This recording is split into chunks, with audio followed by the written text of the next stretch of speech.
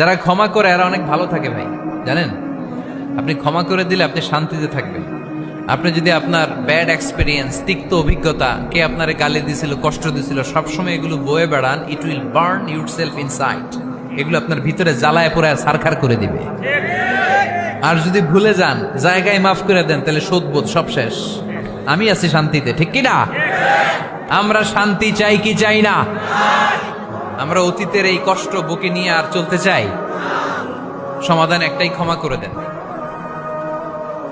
Stamford university, ক্যালিফোর্নিয়ার Stamford ইউনিভার্সিটির একজন প্রফেসর ফ্রেডরিক লাস্কিন, ওনার একটা আর্টিকেল আমি পড়েছি। ওখানে উনি গবেষণা চালিয়েছেন, অনেক মানুষের মধ্যে গবেষণা চালিয়ে দেখেছেন যে যারা অন্যরা ক্ষমা করতে পারে না, এদের রোগবালাই বেশি, কষ্ট বেশি।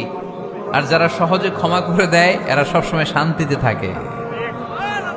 এটা পরীক্ষিত, এটা ওনার একটা